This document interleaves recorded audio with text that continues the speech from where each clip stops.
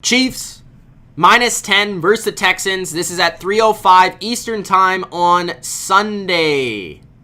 This game, of course, the showdown between Patrick Mahomes and Deshaun Watson, drafted in the same draft class. Houston did play the Chiefs earlier this year, and Houston won. I didn't see that coming when it happened.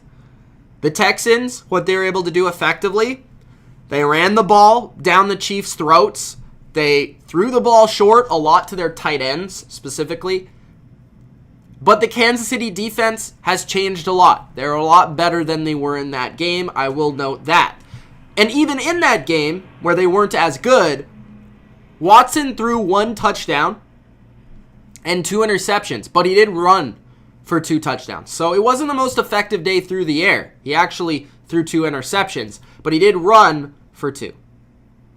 Fells, like I said, with the tight ends, had 6 catches for 69 yards. Hyde ran effectively, 26 carries for 116 yards.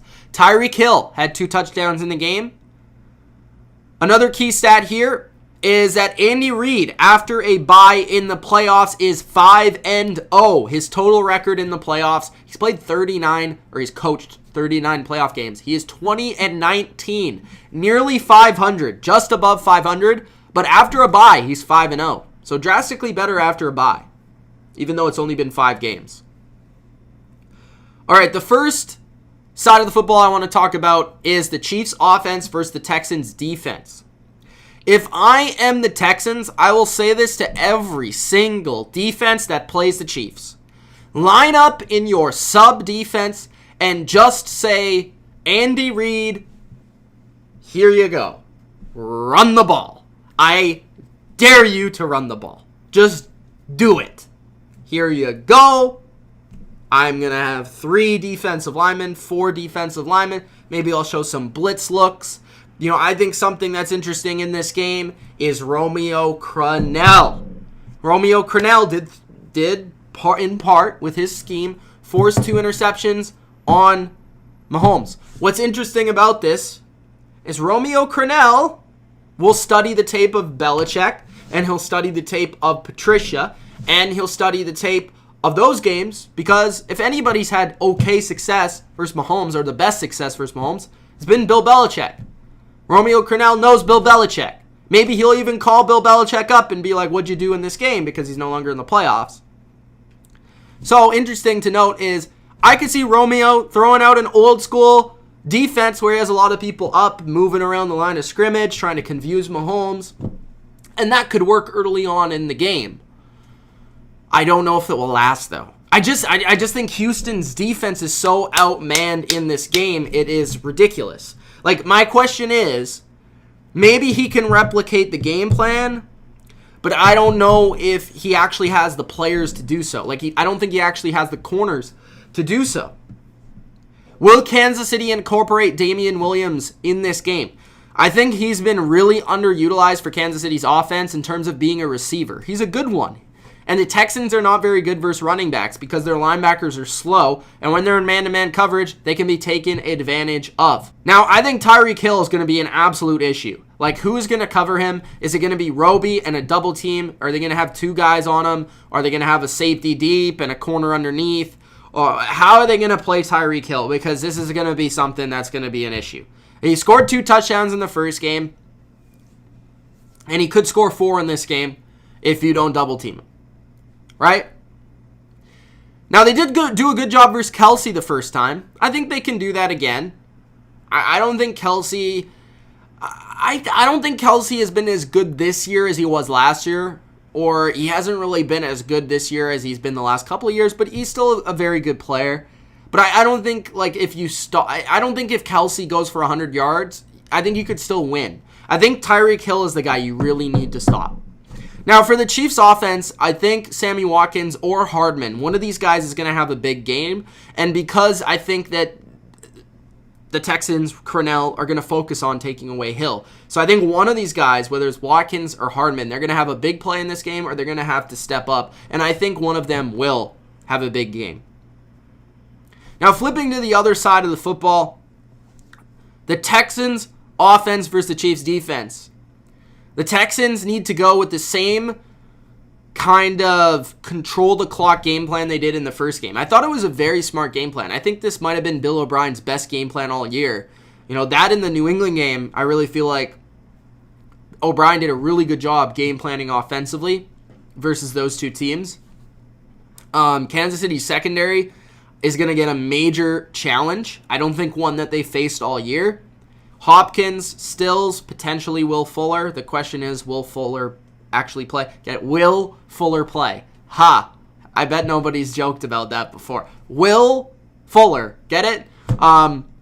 Hopkins needs to dominate this game, though. I think for the Texans to win, Hopkins needs to dominate. And I think if he's able to win one-on-one early on, which he should be able to, that just like what the Texans are going to have to do to Tyreek Hill, they're going to have to double team him. And that's going to open up Kenny Stills and potentially Will Fuller for big plays down the field because you can only double team, one, maybe two players if you really want, right? But if you double team two players, you're going to be sending less players at the quarterback. So most likely if you double team one player, then another guy is going to be able to take advantage. Now, Will Fuller's status is still up in the air. I think he's going to play, but there hasn't been anything like for sure that said he's going to play. I think he's going to play. I think he's leaning towards playing. Houston, the number one thing they cannot do is start slow. They started slow versus Buffalo. If you start slow versus Kansas City, you're going to get demolished. You're not even going to be in the same stratosphere as Kansas City by the end of the game. They're going to be in space, and you're going to still be on Earth. I mean, it's going to be like 44-7. So you can't fall behind. Don't expect to win a game from coming from behind if you're Houston. You need to get the lead, or you need to maintain distance. You can't be out of distance because Kansas City's way too explosive.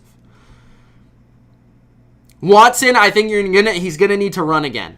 He's gonna need to run. He's gonna need to make plays, and design runs too.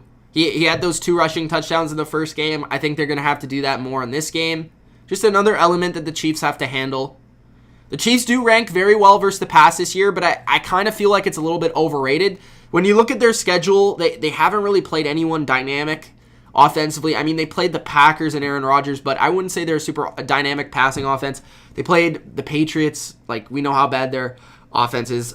They played the Chargers, Phillip Rivers. Like, they haven't really played anybody over this stretch where they've been really good that's been as good as Houston is through the air. The Chiefs do rank 6th in pass DVOA, though. I will say that. The Texans rank 27th in adjusted sack rate. As an offensive line, and the Chiefs rank in the top 10 in sack rate. So the Chiefs should be able to get a pass rush on Watson, but as we know, a pass rush needs to be able to take Watson down and needs to be able to get to Watson. And even when you get to Watson, he's so magical that even if it's 3rd and long, he's able to make those plays. And the Chiefs, they need to be good on 3rd and long. The Bills, they weren't always able to stop them on those long situations. Oh, one more thing I want to bring up.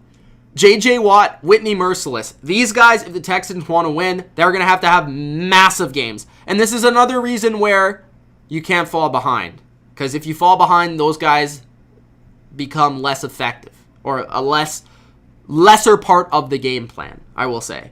I think this game is going to be entertaining. I think both offenses will have success in this game. I just think the Chiefs, being at home, they are more explosive than the Texans. I think the Texans have too many flaws on defense to be able to win this game versus such a high-powered offense and such a good team. And Andy Reid being on the bye and the Chiefs being at home, it being an Arrowhead. I think the Texans got their miracle win last week, where not necessarily miracle in terms of beating the Bills, but coming from behind and winning the way they did in the fashion they did. Again, going back to the Vikings and 49ers game, I could see 3 things happening. I could see the Chiefs blowing out the Texans. I could see the Chiefs winning a close game. I could see the Texans winning a close game. I cannot see the Texans blowing the Chiefs out. I can't. I just can't. So, that being... Also, Chris Jones might have, like, a couple sacks in this game, too. He's going to be a difference maker. I picked the Chiefs to go to the Super Bowl. I need to at least pick them to win a game in the playoffs. And I think they will. I mean, offensively, I don't think the Texans are going to be able to slow them down. Like I said, maybe early in the game they throw some things that are confusing after Patrick Mahomes. But I don't see it. I'm going Chiefs 34, Texans 27. I think this is going to be a high-scoring game. I do think the Texans will be able to score versus the Chiefs' defense that's been playing better. But I just think the Chiefs' offense is too much to overcome. And you're stretched thin having to cover all their weapons that they have. And there's like 3 or 4 or 5 guys that can beat you. So I'm going to go Chiefs to win this game. But I will take the Texans to cover. I like most of the underdogs with the points this week.